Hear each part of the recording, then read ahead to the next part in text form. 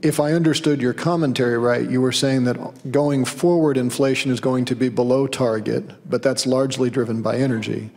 And if I'm following what's written here, the prior growth was driven in part by energy prices being more positive. So are we treating the impact of energy prices on the economy the same in a positive direction as we are in a negative direction? Yes, we are, sorry. So, you know, if oil prices are flat, then they're not adding anything to inflation. And if they grow at 2%, so that's why we have core. We obviously exclude energy and food because they're volatile. We look through to the core for that reason. Are we also factoring the impact of those prices on business investment?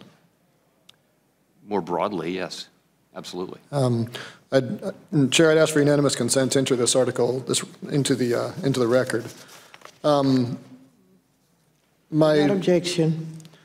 My final question is I just came here from I'm bouncing between two hearings today in the Science Committee about ocean sea level rise, and again ties to the energy markets.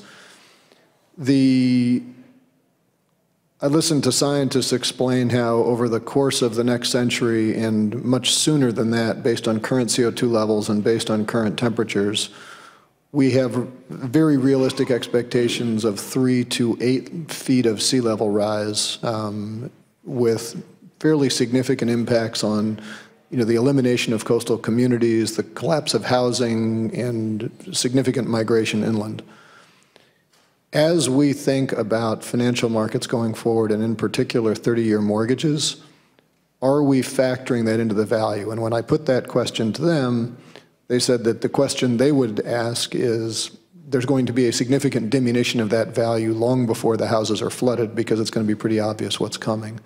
My question is, you think about forward rates and how we think about housing policy in general, how should we be thinking about what at this point is largely inexorable?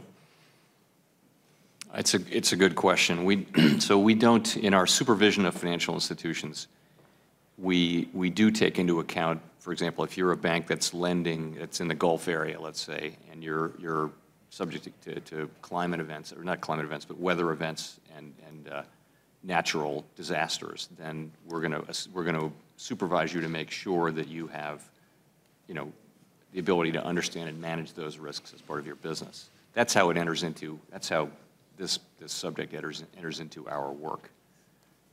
I think in terms of broader macroeconomic consequences, it's hard to do it because it's such a long run. You're talking about climate change, right? So well, my question is the interest rate on a 30-year mortgage in an area that is on the coast and in any reasonable scenario may well be underwater before that mortgage is fully recovered. We supervise our banks to have them take into account that risk of having, but do we have it exactly right? I'm sure we don't.